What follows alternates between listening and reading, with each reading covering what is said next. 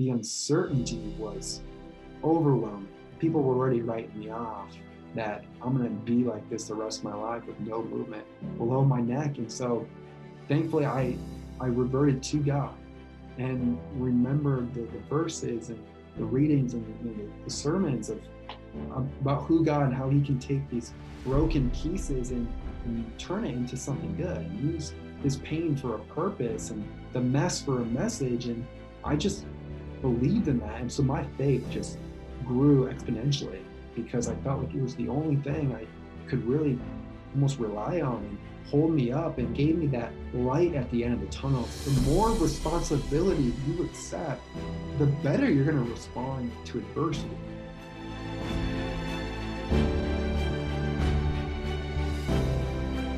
Welcome back to Max Out, everybody. I want you to imagine that you're a top athlete in the world and, you're able to run fast, jump high, tackle people, do whatever you want. And within an instant, you can't move. And not so long after that, you're told you will never walk again. I want you to just process that chain of events in your mind, if you possibly can. And then I want you to imagine being told over and over again, you will never walk again, and then proving people wrong. And so I have a man on my show that I have tremendous admiration for. Today's going to inspire you, and you're going to learn a lot about how to overcome real adversity in your life from a man who's featured right now in a Netflix documentary called 7 Yards that you have to see. Chris Norton, welcome to the program, brother. Yeah, thank you, Ed. It's an honor to be here. It's my honor. And here's what's crazy. I got to tell everybody, I'm watching this documentary with my wife. We're both in tears, and we're going to talk. You're going to hear and see a man today who was told he would never walk again, who now does.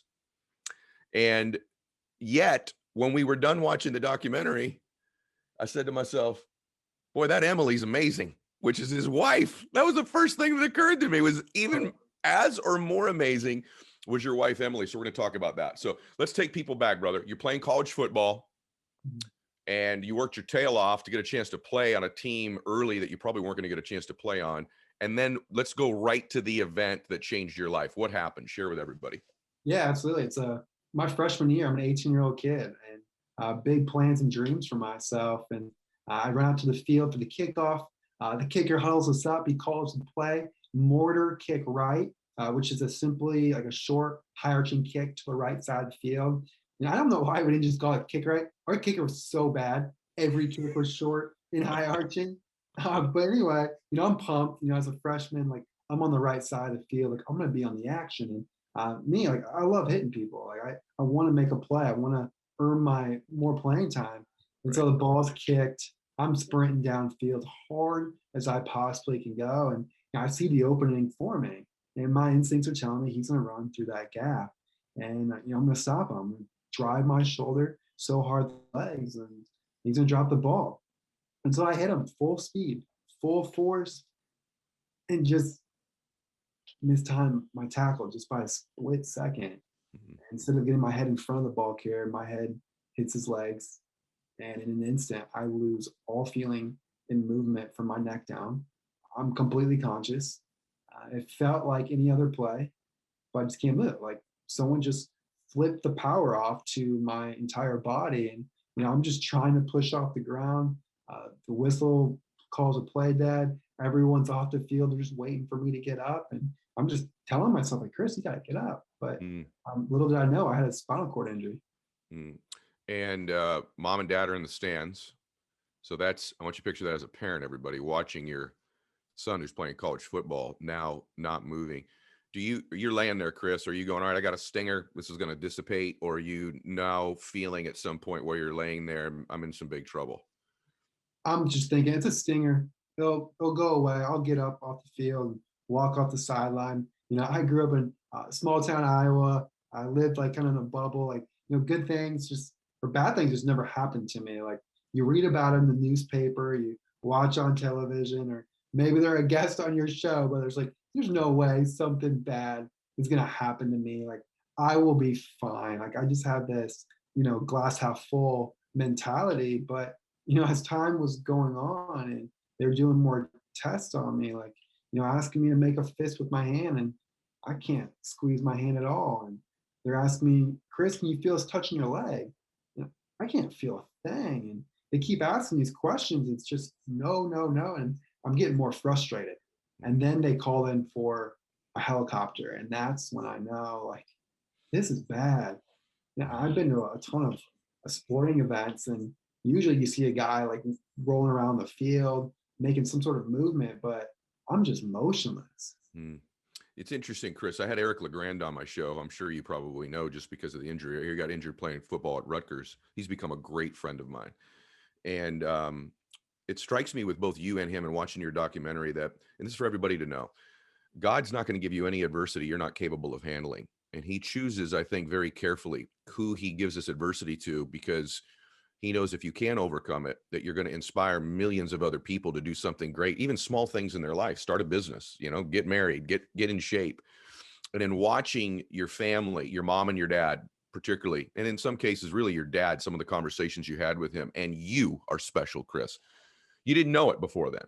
And I bet. And in watching it, you were selected for this, even though, in life, it's hard to accept everything happens for us and not to us. But in watching how you thought, your mental toughness, the way you approached it, your dad's conversations with you, which we're going to get into in a minute, and your mom's, it just struck me that this was some part of your destiny in the world, even though it wasn't a favorable thing at the time. So do you agree with that, by the way, now in hindsight? Yeah, in hindsight, yeah, I totally agree with that. Like, God had a bigger plan for me than the plan I had for myself. And I just didn't see that at the time. And that was something I had to wrestle with.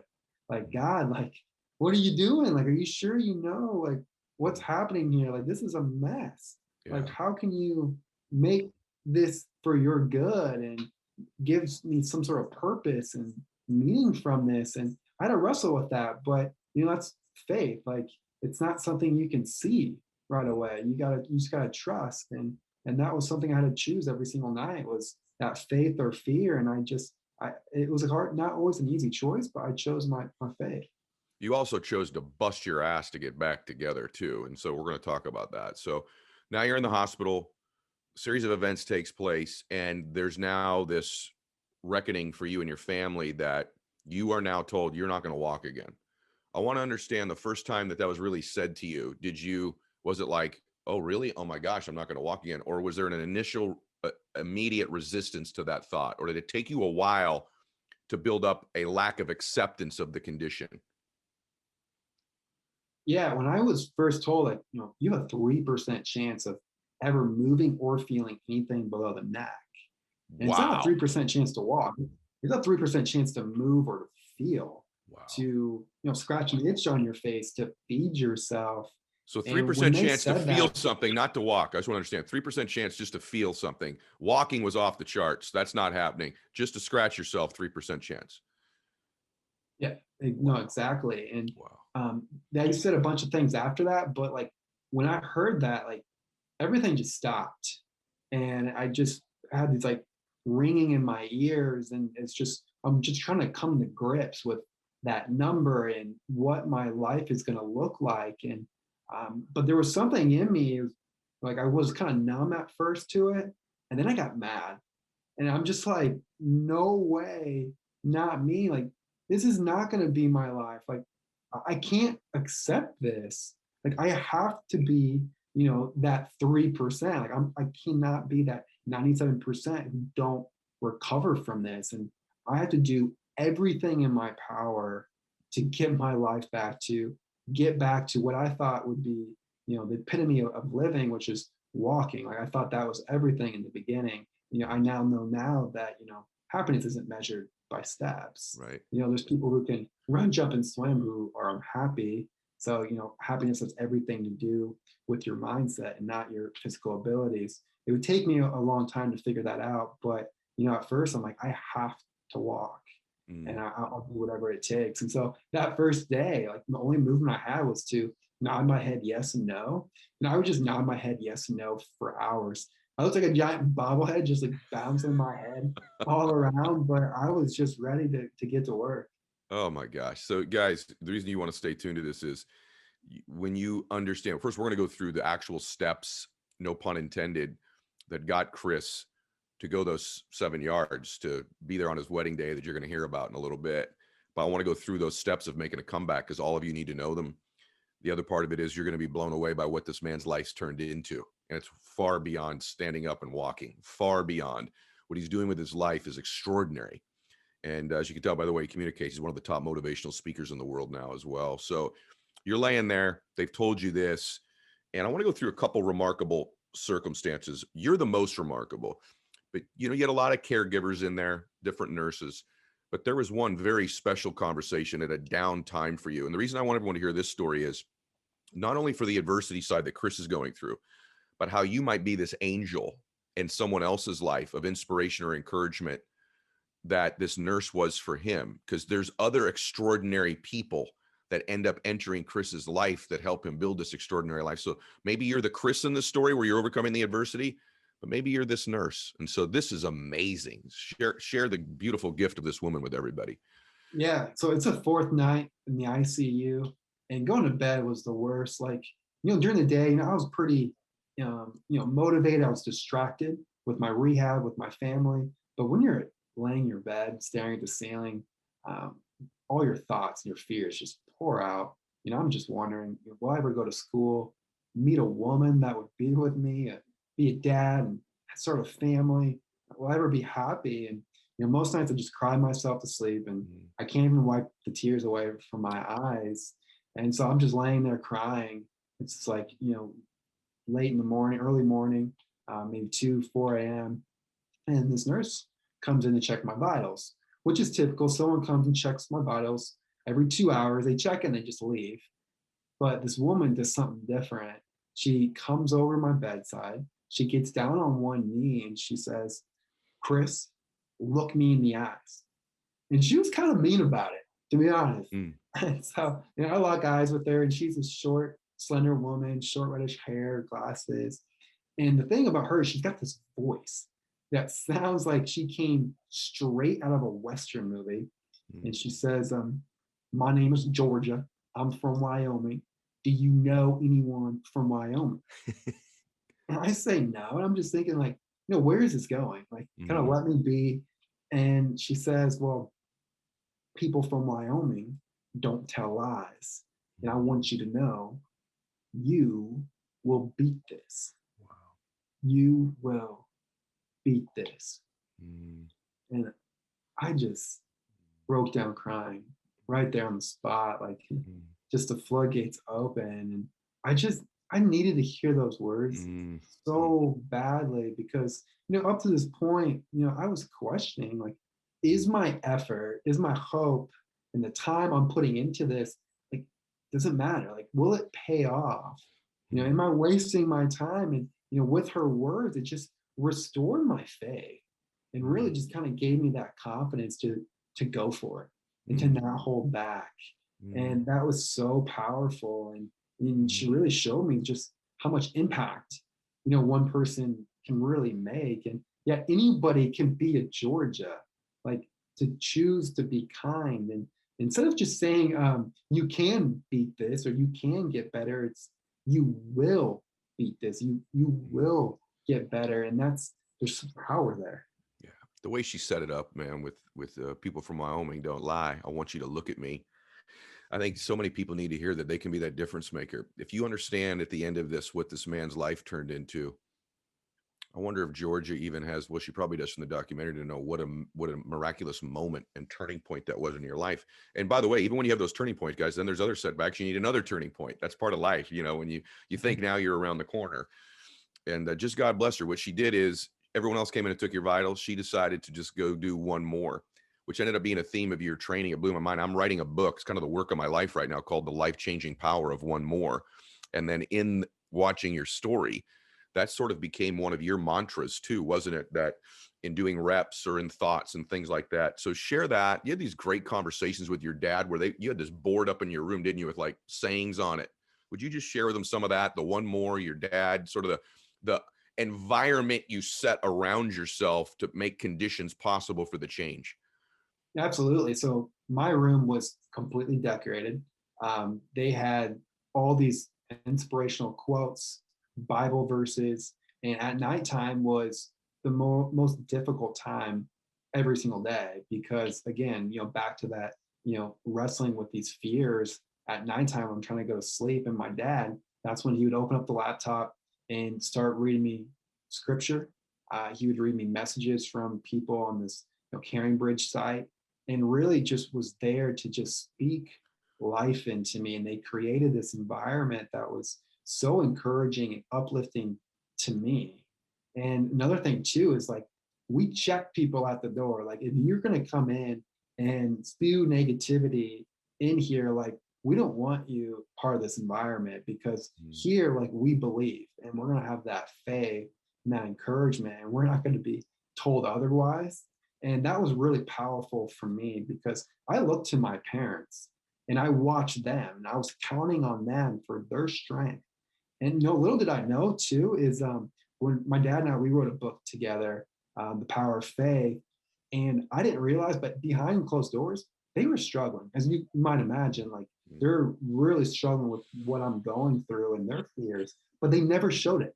That's the thing. Like, they just gave me so much confidence and belief in myself that we're going to figure this out. And it just reminded me just the importance of just being that role model for other people, of just exuding that strength and that confidence, just how influential that can be. And the fact, Chris, that you can give it to somebody often when maybe you are struggling yourself. I think everybody thinks, I got to have my act together. I got to completely feel a certain way before I can give other people the gift of belief, hope, love, and faith. And that's just simply not true. That's all over different scripture. The thing about that room that you're in, your hospital room, this being the haven, if you're going to come in here negative, don't come in. I think everybody's got to listen to that. What about the front door of your home? Are you, your kids, anybody walking through that front door of that home bringing negativity into that space? Your work environment, do you allow people to walk in there and spew negativity? Because a literal miracles happen in this man's life in multiple ways. And I'm convinced you are the main God's the main reason. You, mom and dad, Georgia, Emily, there end up becoming these people that change your life, and how hard he worked. Talk about, like, when you were training, brother, you would literally, he'd tell you do 10, you do 11, wouldn't you? Like, whatever the standard was, you would do more in your rehab, and that really helped. Absolutely. I kept pushing it. Like, I just knew, like, every day and like every little thing, if I could do just one more, just a little bit more than what's expected of me, like, that's when I knew you can make the biggest difference. And so that first couple of weeks, my body could only tolerate 1 hour therapy a day. But then eventually I got to 3 hours a day, but I quickly realized 3 hours is not enough. So I asked the hospital for a fourth hour, and they say no. And I asked, well, why not? And they said, well, we've only allowed 3 hours. So eventually I do get that fourth hour though. And then again, you realize, 4 hours is not enough. I asked for a fifth hour. They say no again. And this time they meant it. I actually never got that fifth hour. But instead, I had my therapist write up workouts that I can do on my own outside of my scheduled therapy time. So if I wasn't sleeping, I was working. And when you can work just as hard as you possibly can, good things will come. And something I really come to understand too is, like, your future will take care of itself when you take care of today. And I just believed in that, and I just kept working. Your future will take care of itself when you take care of today. That's powerful, brother. See, so I'm curious, just go back, because this story's about to get bananas. Okay. Just bananas. And you're going to see all the blessings. But I still want to go back. It's hard for people when they hear a story like this. I try to really put myself in it. So a week before, you're planning on what you're going to do after the football game, how much weight you want to put on, what your 40 time is, all these other things. It's a dramatic life event. So even with dad being positive, even with the positive environment, even with Georgia, what did you do in those private moments? Because at some point it became you and you in those moments at night. One, did the negative thoughts creep in very regularly and even for an extended period of time? And is there anything specifically you would do? Would you pray? Would you feed positive thoughts? And what would you do when did it really get negative? And what did you do? Yeah, it did absolutely get negative. And I cried a lot. Like, I really had to just let it out. Okay. and just feel it instead of just bearing it. I think that's also sometimes, especially as a man, like, I don't want to cry. Like, I want to be tough through this. And it's okay to just feel what you feel, like let it out. So I think that was really helpful for me, is just letting it out. And then something that really, I just kept waiting for the sun to rise too. Like, that was my opportunity. Like, I just wanted my chance to do something about the situation. And really, I think my mindset, really, the seed got planted from my dad a long time ago when I was a kid. And I can remember I had this weekend basketball tournament. I had the worst weekend of basketball of my life. And I'm on my way home. I'm like fighting back the tears. And to make matters worse, I'm riding home with my coach, who was my dad. And he's giving me these glares in the rear view mirror. He knew I had so much more in me, the potential, than I was living up to. And so I get home, I kick my shoes off, I go to the couch. I'm watching TV, like I'm playing video games. I'm trying to distract myself from my frustrations of knowing I could be better.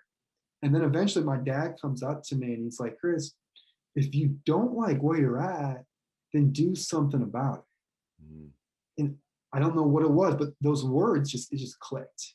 Mm. It's like, wow, like if you want better results, then you just have to get better.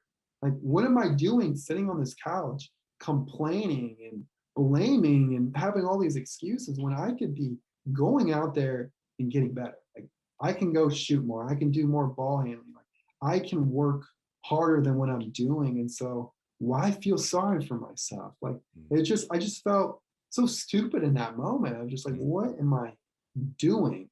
And really what my dad taught me was to be radically responsible for your life. And that means all outcomes, the good and the bad. And the more responsibility you accept, the better you're going to respond to adversity. And so when that time came, when my injury happened, I already had this belief that, like, it's on my hands. Like, my future success, my happiness, like, I have to do something about it. Like, I have to make things happen. And so I just felt this responsibility, but it was empowering. It wasn't like a burden. It was like empowering, of like, there are things that I can do. Like, I can do one more rep. I can add more time to my therapy, and I'm going to do it. And let's see what happens. Radically responsible for your life, brother. I knew we would have a good show, but come on, man. This is so awesome. So there's blessings that happen in every adversity. I'm convinced that basketball game happened in some small way to prepare you for the injury.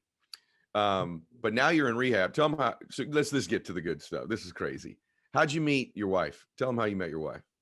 We met online and did a good swipe, I guess, and just started conversing with her. And Emily, she's not a surface level person at all. She figured out real quick that of my situation, my injury, and she's already asking me within like the second day of like, what was your mind like and your attitude like right when you found out the news, and how'd you get through those nights? Really the same questions like you're asking me, but like someone I just met who, most people were afraid to ask those questions early on when they're just getting to know me. And there, a lot of times those are just surface level conversations, but not Emily. And so I was instantly connected to her, found a public spot to meet. And I can remember just being so freaked out about meeting up with her.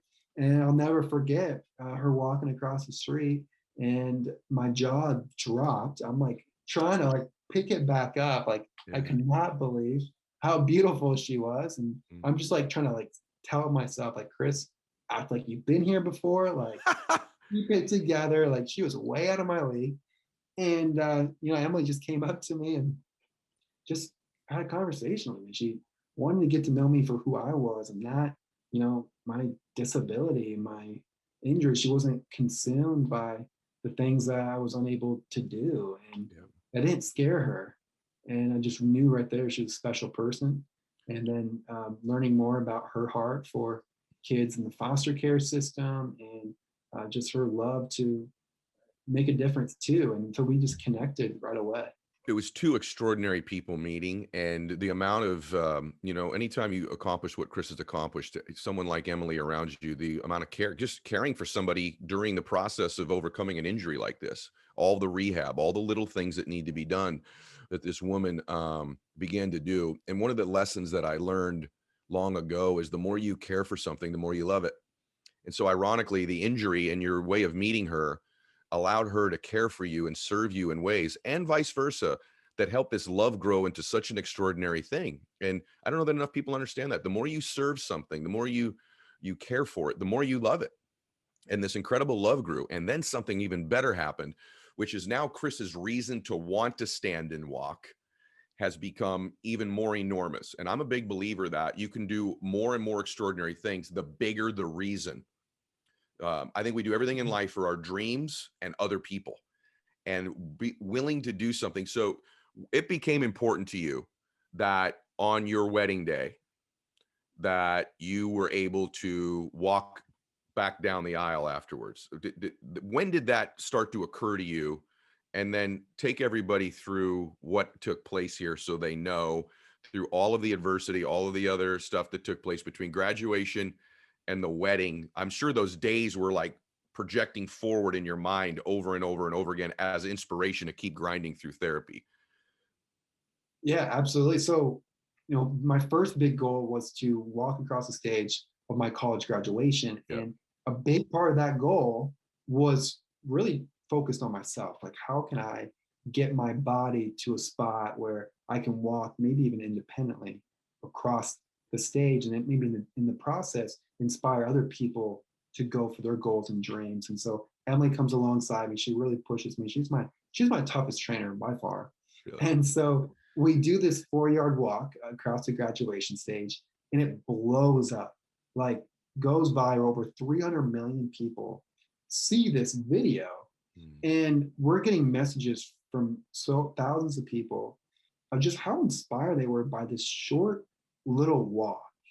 And at this point, I begin to realize, you know what, again, like, you know, happiness isn't measured by steps. Like, I don't need to walk to live a good life. Like, I can be happy and content right from a wheelchair. But then this kind of gave me that reason you talked about. Like, when your reason's bigger and to serve others, it drives you more. And so seeing that if I can inspire other people through walking and through overcoming my challenges, like, I have to do that. Like, I have to Yeah. pursue that with all my heart. So that's where the 7-yard wedding walk became to be, because I didn't want to walk on my wedding day, like, for myself. Either did Emily. Like, that's a lot of pressure. Like, I've been put, you know, 4 to 6 hours a day training for this walk. And so putting that much pressure on your wedding day was not something I wanted Yeah. to do. But you know what? There's a bigger reason. Like, I felt called to use my pain for a purpose and to use this visual of my struggles to help somebody who's struggling right now, who needs that hope to just keep going, even if they don't know where they're going. And so we kept training to walk this 7 yards. And actually, what's ironic is the documentary film team approached us, you know, almost a year, more than a year before the wedding. And I set this goal of 7 yards, and they named the movie 7 yards. And I couldn't even walk 7 yards at the time. Whoa. I did not know that. Yeah, so I couldn't even take a step, because here's the thing that was different. Emily was in front of me for the graduation walk. That's how I'm used to walking, is leaning on somebody in Yeah. front of me. But now with the wedding, we want to do it side by side. Yes. You don't lose that support. And so when we first tried to practice it, I couldn't even take a step. I was so frustrated and mad. I'm like, what am I doing? Like, oh gosh. But, you know, I just pulled it together and was like, okay, we'll have to make it work. We have to figure it out. Bro, I had no idea. So they named the dock 7 yards and you couldn't even do it yet? That's bananas. Like, you guys, I've had a lot of emotional moments in my life. When Chris stood up and walked at the graduation, I uncontrollably cried. And I think you will as well. I uncontrollably cried because of all the work, because of your mom and dad, because of the injury. And this is what's extraordinary in life. We have no idea. It might be in a coffee shop somewhere where your story, what you overcome, inspires one person. But here's this dude from Iowa playing, small college football, gets this tremendous injury. 300 million flipping people get inspired by it. And that's before the Netflix documentary. It's crazy. And who'd have thought, man, when you were laying in that bed, doing one more, feeding those messages, going to rehab, quiet. There's nobody filming everything, man. He's just getting up every day, being a human, trying to grow and get better. That it would lead to this. Now you're on my show. After this show, the whole damn world's going to want you on every podcast. So it's just extraordinary what you've done. And then the wedding one, spoiler alert, it works out. And I was thinking, it's funny you say that, Chris. I'm thinking, man, it's my wedding day. I'd kind of like to kick back and enjoy this thing a little bit.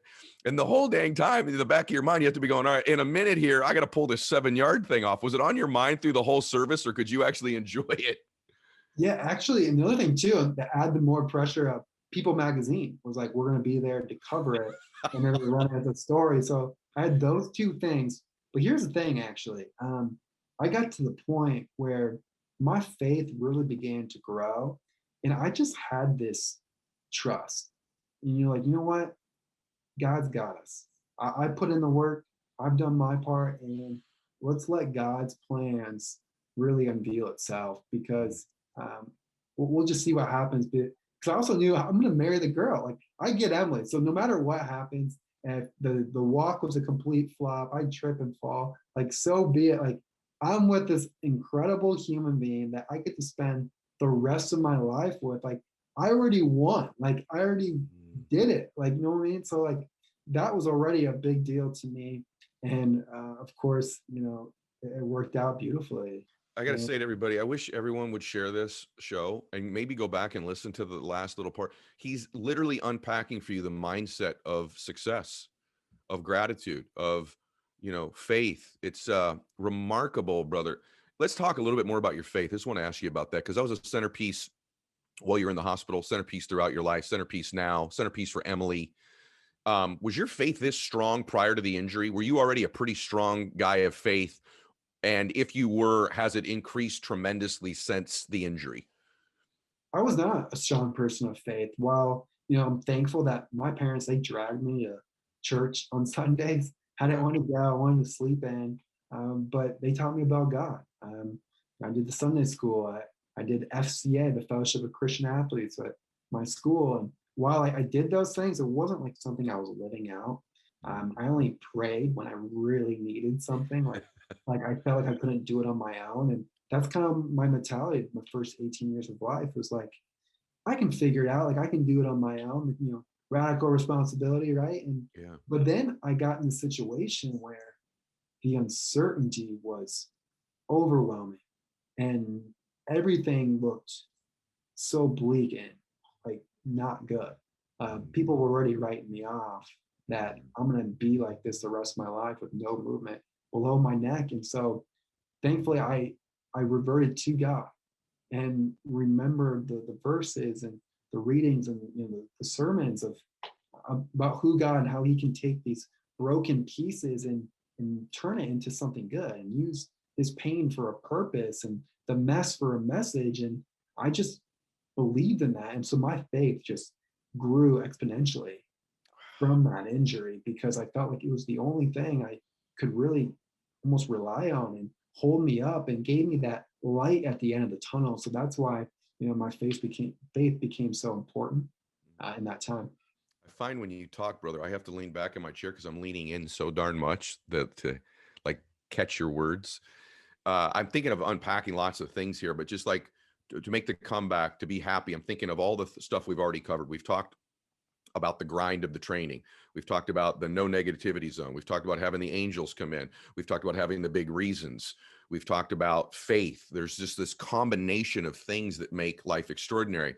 But when you hear this feel-good story, because you're about to hear my favorite part of the story in a minute, which is what Chris and Emily have done with their lives. But before we get there, I want reality. So he has this incident. He overcomes it. He's grinding. He's got this amazing angel. But in you chasing your dream, everybody, it doesn't end up, and he walked down the aisle, and he walked to graduation, and 300 million people. In between there are devastating days. in chasing a dream in life. And I think sometimes you think, oh, devastating means it's not my calling. It's not my purpose. I'm not supposed to be there. Actually, devastating days probably means you're pursuing something extraordinary. And that's the adversary trying to get after you. And I don't mean to be super negative about this one particular doctor, but I feel like he was almost the adversary showing up in your life in human form. And so when you take him through that day where you're like, hey, I think my leg's moving, or I feel something in my leg. You had a day where you and the family got all excited.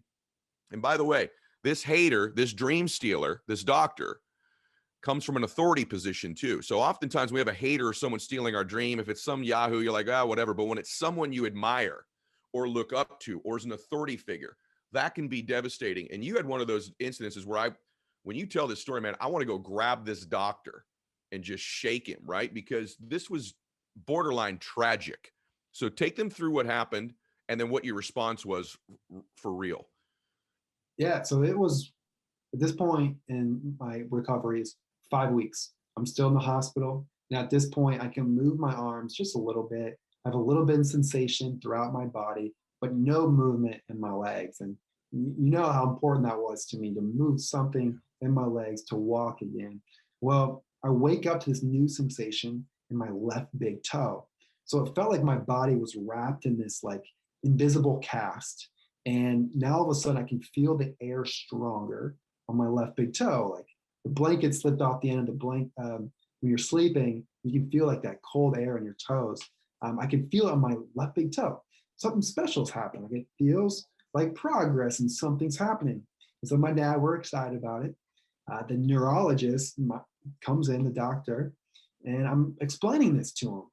And I could just tell right away, just from his body language, he could care less. And then I asked him, well, can you take my shoe, sock off, and just examine this left big toe? And he refuses. He says, well, Chris, you're experiencing a phantom feeling where you want to believe that you can feel something differently in this left big toe so badly. You tricked yourself into thinking it's real, and that these phantom feelings can happen to a lot of people with spinal cord injuries. And I knew it wasn't this phantom feeling, and something special was happening. And then the last thing he says, Chris, you'll never move anything in your legs ever again. And just turns and walks out like it's no big deal. And I was devastated. Like I was so crushed. And my dad, he's my rock. Like he's like the strongest dude I know. I've never seen him cry in my life. And I see him cry for the first time. And he tells me, Chris, you can't let anyone tell you what you can or can't do. And I just knew he was right. And so, and I also hear George's words too, like, you will beat this. And so I'm listening to those voices, and this wave of motivation just like sweeps over me. And I'm just like, you know what? I'm going to prove this doctor wrong. And so I just get to work and I use it for fuel to that fire. And then not even a week later, on Thanksgiving morning of all mornings with my family, I wiggled that exact left big toe. That doctor said never move again. Yeah, I was pumped. I was fired up. I told all the nurses and therapists, you go find that doctor who I like to refer to as Dr. Phantom, and you bring him in here and you tell him the Phantom this. So I wiggle my toe in his face. I had a lot of things I wanted to say, but it probably worked out for the best. He was gone that day because I was definitely too fired up. But it was such a special moment for me and my family. What you did spoke so much louder than anything you would have said. But guys, when you're chasing your dream, someone's going to come along and go, you're feeling phantom excitement. You're not making progress. You're never going to make progress. You should just get real. I mean, brother, your whole story is a damn blueprint of how to overcome something and win. And every element of it, not to the same extent. Those either trying to build a business or get in shape, it's not the same as trying to wiggle a toe, right? But it's the same principle. These dream stealers are going to come along, and some of them come from really credible positions, and it can be devastating. And I wanted that to be towards this part of the story after you already knew he didn't just wiggle the toe. This guy did walk at graduation. He did walk the 7 yards. He did marry his dream girl. And then the great stuff. They're an amazing family. So I'm convinced if you don't have this injury, I don't think you marry Emily. I don't think the love No, grows that way. You agree with that, by the way? 100%. I would not have met Emily. So And no tell me Emily, more. the faith wouldn't have been the same. The relationship with mom and dad would have been the same. The self-esteem would have been the same. And I guarantee you, you wouldn't be the kind of father that you are. So I want you to tell them, but describe the family you and Emily have built together, because I think people are about to just cry their eyeballs out at what you and Emily do as a couple in the lives of children is amazeballs. So share with them. Well, at this point, we have 7 children, 5 adopted girls, and then we also are co-parenting a 7-year-old and then fostering a 2-year-old. And we have fostered a total of 18 children in all. And our age spread, so our oldest girl that we adopted, Whitley, she's 22 years old. So she's only 6 and 7 years younger than Emily and I. And then we adopted a sibling group of 4 girls who are now 11, 10, 7, 5. Amazing family. You guys, you understand the difference that these two extraordinary souls have made in people's lives. I think you're two of the most remarkable people I've ever heard about, bro. And ironically, everybody, you know, Chris was introduced to me, I don't know, it was a few years ago. We've been talking off and on, and we're trying to find the time to do this. I'm so grateful we did it now that all this has been documented so that people can see it. But they're an amazing family. I would challenge you all to follow their journey. This Emily, his wife, is an extraordinary woman. And I believe that God sent you this extraordinary woman because you developed into such an extraordinary man. And I don't think you would have had the gift or the opportunity to develop these amazing parts of you had you not had this incident take place. So I'm curious. Here's an interesting question. Would you change things now? I wouldn't. I seriously would not go back and change that play. It's Wow.